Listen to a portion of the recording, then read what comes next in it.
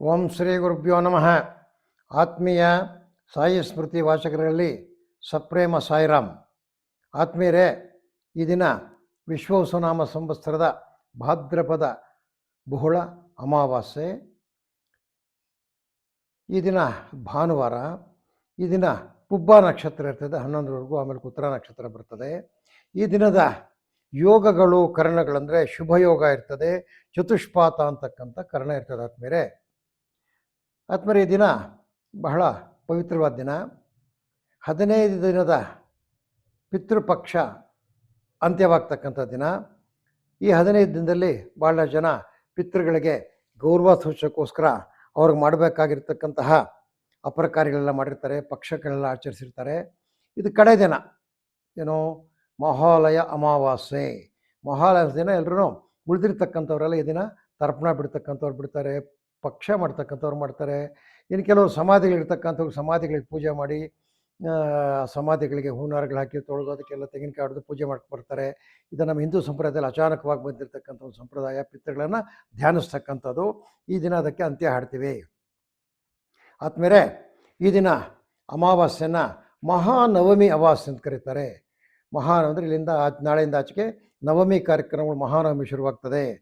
ಈ ದಿನ ಮೇಷರಾಶಿಯವರ ಗೋಚಾರ ಫಲ ಏನಪ್ಪ ಅಂದರೆ, ಗುರು 3ರಲ್ಲಿದ್ದು ಶುಕ್ರನು 12ರಲ್ಲಿರ್ತಕ್ಕ, ಶನಿ 12ರಲ್ಲಿರ್ತಕ್ಕಂಥದ್ರಿಂದ ಹೊಸ ಹೊಸ ಆಲೋಚನೆಗಳು ಮನದಲ್ಲಿ ಬರ್ತದೆ. ಹಾಗೆ ಹೊಸ ವಿಷಯಗಳ ಅನ್ವೇಷಣೆಗಾಗಿ ಪ್ರಯತ್ನ ಪಡ್ತೀರಿ. ಎಲ್ಲ ರೀತಿಯ ಶುಭಕರವಾದ ದಿನ ಆಗಿರ್ತದೆ. ಈ ದಿನ ಏನಪ್ಪ ವಿಶೇಷ ಅಂದರೆ, ಈ ಸಗಟು ವ್ಯಾಪಾರ ಮಾಡ್ತಾರೆ, ಹೋಲ್ಸೇಲರ್ಸ್ ಇರ್ತಾರೆ ನೋಡಿ, ಅವರಿಗೆಲ್ಲ ಸಂಪೂರ್ಣವಾಗಿ ನಿರಾಶಾದಾಯಕ ವ್ಯಾಪಾರ ಇರ್ತದೆ. ಅವರು ಮಹಾವಿಷ್ಣು ಧ್ಯಾನ ಮಾಡಬೇಕಾದ್ರೆ ಇವತ್ತು ವ್ಯಾಪಾರಗಳೇ ಇರೋದಿಲ್ಲ ಅವ್ರಿಗೆ, ಸಗಟು ವ್ಯಾಪಾರಿಗಳಿಗೆ, ಮತ್ತು ವ್ಯವಹಾರಗಳು ಇರೋದಿಲ್ಲ ಅವ್ರಿಗೆ. ಈ ದಿನ ಅವರಿಗೆ ಅತ್ಯುತ್ತಮವಾದ ನಷ್ಟ ದಿನವಾಗಿರ್ತದೆ. ಅದೇ ರೀತಿಯಲ್ಲಿ ಈ ಒಂದು ಮೇಷರಾಶಿಯವರು ಮಹಾವಿಷ್ಣುವನ್ನು ಧ್ಯಾನಿಸುವುದರಿಂದ ಅವರಿಗೆ ಶುಭವಾಗ್ತದೆ. ಅವರ ಅದೃಷ್ಟ ಸಂಖ್ಯೆ 3 ಪಶ್ಚಿಮ ದಿಕ್ಕು ಅವರ ಅದೃಷ್ಟ ದಿಕ್ಕಾಗಿರ್ತದೆ. ಹಳದಿ ಬಣ್ಣ ಅದೃಷ್ಟದ ಬಣ್ಣ ಆಗಿರುತ್ತೆ. ಆದ್ಮೇಲೆ ಇನ್ನು ವೃಷಭ ರಾಶಿಗೆ ಬಂದಾಗ, ವೃಷಭ ರಾಶಿಗೆ ಪರಮಾಪ್ತರಿಂದ ಸಹಾಯ. ಇವತ್ತು ಯಾರೋ ಪರಮಾಪ್ತರು ಸಿಗ್ತಾರೆ, ಅವರು ಸಹಾಯ ಮಾಡ್ತಾರೆ. ಆಸ್ತಿ ವ್ಯಾಜ್ಯಗಳು ಪರಿಹಾರ, ಪಿತೃಗಳ ಆಶೀರ್ವಾದದಿಂದ ಶುಭ ದಿನ ಇವತ್ತು. ಅಲ್ಲದೆ ಈ ದಿನ ಪ್ರೀತಿ ಕ್ಷೇತ್ರಗಳಲ್ಲಿ, ಅವರಿಷ್ಟ ಕ್ಷೇತ್ರಗಳಲ್ಲಿ ಶುಭ. ಅದಲ್ಲದೆ ನಿಮ್ಮ ಮಿತ್ರರಿಂದ ಒಳ್ಳೆ ಶುಭ ಸುದ್ದಿ ಸಿಗ್ತದೆ. ಈ ದಿನ ಗುಡ್ ಡೇ, ಒಳ್ಳೆಯ ದಿನ ಆಗಿರ್ತದೆ. ನೀವು ಗುರುಗಳಿಗೆ ಪೂಜಿಸಿ, ಗುರು ಧ್ಯಾನ ಮಾಡಿ, ಗುರು ಬ್ರಹ್ಮ, ಗುರು ವಿಷ್ಣು, ಗುರುದೇವ ಮಹೇಶ್ವರ ಅಂತ ಧ್ಯಾನ ಮಾಡಿ. 5 ನಿಮ್ಮ ಅದೃಷ್ಟ ಸಂಖ್ಯೆ ಆಗಿರ್ತದೆ. ಪೂರ್ವ ದಿಕ್ಕಿನಲ್ಲಿ ನಿಮ್ಮ ಇಷ್ಟ ಕಾಮಿಗಳು ನೆರವೇರ್ತದೆ. ಅದೇ ರೀತಿಯಲ್ಲಿ ಕಿತ್ತಾಳೆ ಬಣ್ಣ ನಿಮ್ಮ ಅದೃಷ್ಟದ ಬಣ್ಣ ಆಗಿರುತ್ತೆ. ಆದ್ಮೇಲೆ ಅದ ನಂತರ ಬರ್ತಕ್ಕಂಥದ್ದು ಮಿಥುನ ರಾಶಿ. ಮಿಥುನ ರಾಶಿಯವರಿಗೆ ಅನಗತ್ಯ ವಸ್ತುಗಳನ್ನು ಕೊಳ್ಳುವುದರಿಂದ ಮನೆಯವರ ಕೋಪಕ್ಕೆ ಗುರಿಯಾಗ್ತೀರಿ. ಏನೋ ಕೆಲಸಕ್ಕೆ ಬಾರ್ದ ವಸ್ತುಗಳು ತೆಗೆದುಕೊಂಡು ನೀವಿವತ್ತು ನಿಮ್ಮ ಮನೆಯವ್ರ ಕೋಪಕ್ಕೆ ಗುರು ಆಗ್ತಾರೆ. ಇದೇ ಕುಜಪ್ರಭಾವ ಅಂತಾರೆ. ಪಿತೃ ಕಾರ್ಯದಲ್ಲಿ ಸಂತೃಪ್ತಿ ಆಗ್ತದೆ. ನಿಮ್ಮ ತಂದೆ ತಾಯಿಯನ್ನು ಧ್ಯಾನ ಮಾಡ್ಕೊಳ್ತೀರಿ. ದಿನಸಿ ವ್ಯಾಪಾರಿಗಳಿಗೆ ವ್ಯಾಪಾರದಲ್ಲಿ ವ್ಯತ್ಯಯ ಆಗ್ತದೆ. ದಿನಸಿ ವ್ಯಾಪಾರಗಳಿಗೆ ಇವತ್ತು ವ್ಯಾಪಾರವೇ ಆಗೋದಿಲ್ಲ, ಕಡಿಮೆ ಲಾಭ ಇರ್ತದೆ. ನೀವೆಲ್ಲರೂ ವಿನಾಯಕನ ಸ್ಮರಿಸಿ, ವಿನಾಯಕನ ಸ್ಮರಿಸೋದ್ರಿಂದ ನಿಮಗೆ ಸಕಲ ವಿಘ್ನಗಳು ನಿವಾರಣೆ ಆಗ್ತದೆ. ನಿಮ್ಮ ಅದೃಷ್ಟ ಸಂಖ್ಯೆ 4 ಆಗಿರ್ತದೆ. ದಕ್ಷಿಣ ದಿಕ್ಕು ನಿಮ್ಮ ಅದೃಷ್ಟ ದಿಕ್ಕಾಗಿರ್ತದೆ. ಕಪ್ಪು ಬಣ್ಣವನ್ನು ಬಳಸಿ, ನಿಮಗೆ ಒಳ್ಳೆಯದಾಗತ್ತೆ. ಆದ್ಮೇಲೆ ಅದಾದಂಥ ಬರ್ತಕ್ಕಂಥದ್ದು ಮೇಷಂ, ವೃಷಭಂ, ಮಿಥುನಂ, ಕಟಕಂ. ಕಟಕದವರಿಗೆ ನಿಮಗೆ ಅನಾರೋಗ್ಯ ಇರ್ತಕ್ಕಂಥದ್ದು. ನೆನ್ನೆ ರಾತ್ರಿ ಇವತ್ತು ಆರೋಗ್ಯದಲ್ಲಿ ಸುಧಾರಣೆ ಇರ್ತದೆ. ಏನೋ ಮುಖ್ಯ ವ್ಯವಹಾರಗಳಲ್ಲಿ, ಭೂಮಿ ವ್ಯವಹಾರಗಳಲ್ಲಿ ಸಂಧಾನದ ಮೂಲಕ ನಿಮ್ಮ ವ್ಯವಹಾರಗಳನ್ನು ಇವತ್ತು ನೀವು ಮುಗಿಸ್ಕೊಳ್ತೀರಿ.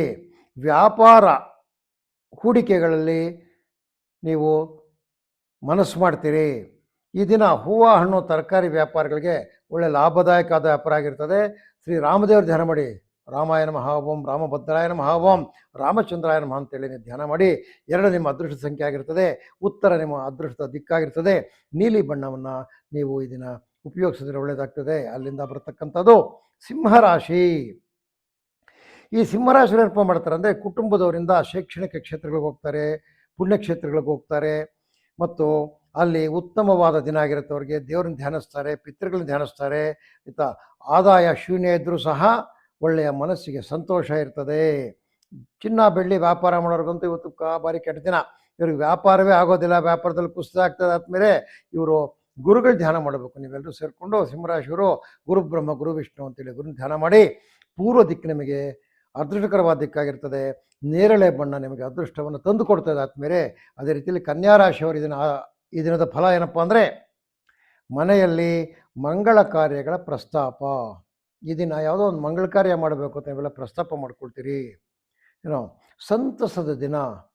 ನಿಮ್ಗೆ ಯಾರೋ ಬೇಕಾಗಿರೋರು ಬರ್ತಾರೆ, ಅದರಿಂದ ಸಂತಸ ಇರ್ತದೆ. ಮನೆಯಲ್ಲಿ ಸಾಮಾನ್ಯ ಔತಣಕೂಟ ಅಂದರೆ ಎಲ್ಲರ ಮನೆಗಳಲ್ಲಿ ಈ ದಿನ ಔತಣಕೂಟಗಳಾಗ್ತದೆ. ಬಂಧುಗಳ ಆಗಮನ ಆಗ್ತದೆ. ಈ ದಿನ ನೀವು ಉತ್ತಮವಾದ ದಿನವಾಗಿರ್ತದೆ. ಲಾಭ ನಷ್ಟಗಳ ಪ್ರಶ್ನೆಯೇ ಇರೋದಿಲ್ಲ. ನವಗ್ರಹಗಳನ್ನು ಧ್ಯಾನ ಮಾಡಿ, ನಮ್ಮ ಸೂರ್ಯಾಗೆ ಚಂದ್ರಾಗೆ ಮಂಗಳಾಗೆ ಬುಧಾಗೆ ಚ ಗುರು ಶುಕ್ರ ಶನಿಭ್ಯಶ್ಚ ರಾಹುವೇ ಕೇತು ಅಂದ್ಕೊಳ್ಳಿ. 4 ಅದೃಷ್ಟ ಸಂಖ್ಯೆ ಆಗಿರ್ತದೆ. ದಕ್ಷಿಣ ದಿಕ್ಕಿನಲ್ಲಿ ನಿಮ್ಮ ಇಷ್ಟು ಕಾಮೆಗಳಿರ್ತದೆ. ಕಪ್ಪು ಬಣ್ಣ ನಿಮ್ಮ ಲಾಭದಾಯಕ ಬಣ್ಣವಾಗಿರುತ್ತೆ. ಆದಮೇಲೆ ಅಲ್ಲಿಂದ ಆಚೆಗೆ ತುಲಾರಾಶಿ. ಈ ತುಲಾರಾಶಿಯವರಿಗೆ ಏನೋ ಸಹೋದ್ಯೋಗಿಗಳಿಂದ ಸಹಾಯ. ಯಾವುದೋ ಕೆಲಸ ಕಾರ್ಯಗಳು ಪೆಂಡಿಂಗ್ ಇರೋದ್ರಿಂದ ನಿಮಗೆ ಈ ದಿನ ನಿಮ್ಮ ಸಹೋದ್ಯೋಗಿಗಳು ಸಹಾಯ ಮಾಡ್ತಾರೆ. ಯತ್ನಿಸದ ಕಾರ್ಯದಲ್ಲಿ ಜಯ. ಇವತ್ತು ಒಳ್ಳೆಯದಿದೆ.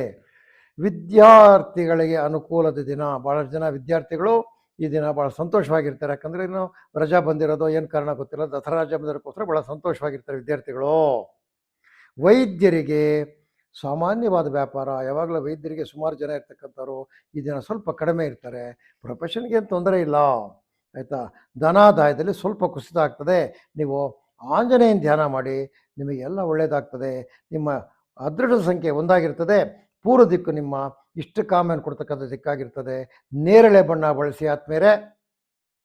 ಆದಮೇಲೆ ವೃಶ್ಚಿಕ ರಾಶಿಯವರ ಈ ದಿನದ ಗೋಚಾರ ಫಲ ಏನಪ್ಪ ಅಂದರೆ, ಇವರಿಗೆ ವ್ಯಾಪಾರ ಕ್ಷೇತ್ರದಲ್ಲಿ ಮುನ್ನಡೆ. ರೈತರಿಗೆ ಶುಭವಾದ ದಿನ ಇರುತ್ತೆ. ರೈತರಿಗೆ ಒಳ್ಳೆ ಶುಭ ಇರ್ತದೆ. ಏನೋ ಅವರು ಬೆಳೆದಿರ್ತಕ್ಕಂಥ ವಸ್ತುಗಳಿಗೆ ಒಳ್ಳೆ ರೇಟ್ ಸಿಕ್ಕುತ್ತೆ.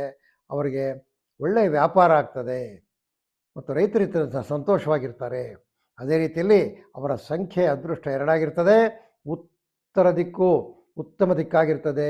ನೀಲಿ ಬಣ್ಣ ನಿಮ್ಮ ಇಷ್ಟಕಾಮದ ಬಣ್ಣ ಆಗಿರ್ತದೆ. ಆದಮೇಲೆ ಅದರ ಜೊತೆಗೆ ಇವತ್ತು ನೀವು ರಾಮನಾಮ ತಾರಕ ಮಂತ್ರ ಹೇಳಿ. ದಾಶರಥಾಯಗ್ಮಹೆ ಸೀತಾ ವಲ್ಲಭಾಗದಿಮಹೆ ತನ್ನ ರಾಮಚಂದ್ರ ಪ್ರಚೋದಯಾತ್ ಅಂತ ಹೇಳಿ ತಾರಕನಾಮ ಸ್ಮರಿಸಿ.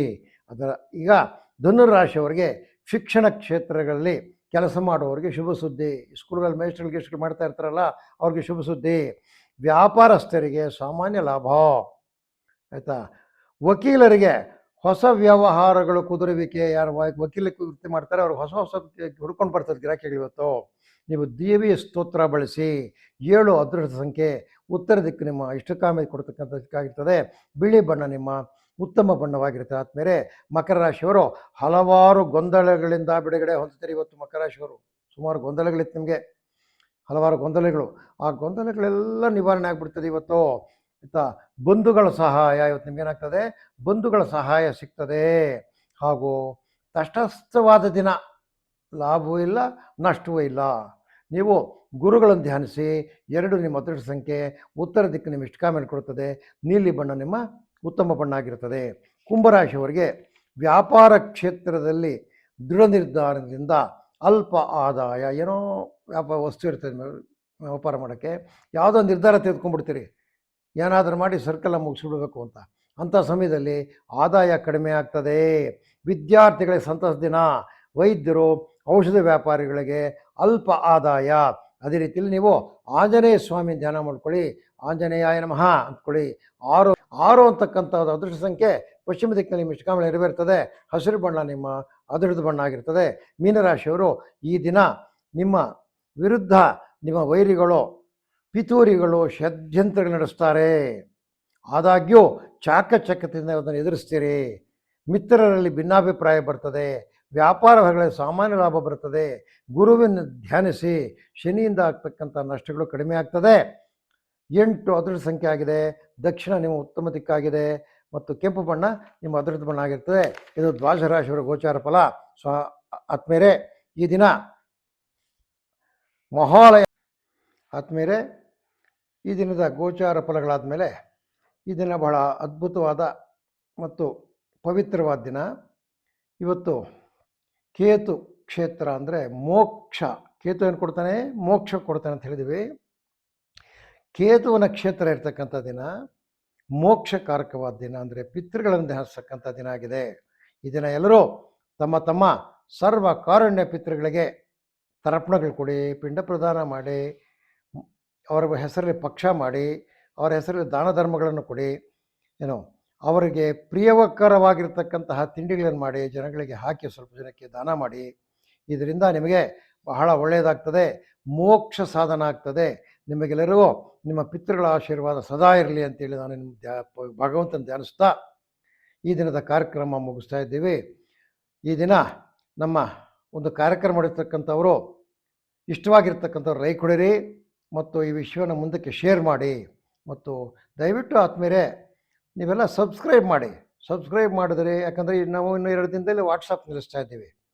ವಾಟ್ಸಪ್ ನಿಲ್ಲಿಸಿದಾಗ ನಿಮಗೆ ಸೇರೋದಿಲ್ಲ. ಆ ವಾಟ್ಸಪ್ಪಲ್ಲಿ ಲಿಂಕ್ ಇರ್ತದೆ, ಲಿಂಕ್ನ ಹಾಕ್ಕೊಂಡು ನೀವು ಯೂಟ್ಯೂಬ್ಗೆ ಓಪನ್ ಮಾಡಿ ನಮ್ಮ ಕಾರ್ಯ ನೋಡ್ತಾ ಮಾಡಿ. ಹಾಗೆ ಮಾಡೋಕ್ಕೋದ್ರೆ ಬೇರೆದು ಕೊಟ್ಟೋಗುತ್ತೆ, ಅದಕ್ಕೆ ಓಪನ್ ಮಾಡಿ ನನ್ನ ಮುಖ ಕಾಣ್ತದೆ. ಅವಾಗ ಕೆಳಗಡೆ ಲೈಕ್ ಇರ್ತದೆ, ಶೇರ್ ಇರ್ತದೆ, ಅವೆಲ್ಲ ಒತ್ತಿದ್ರು ಸಹ ಸಬ್ಸ್ಕ್ರೈಬ್ ಮಾಡಿ.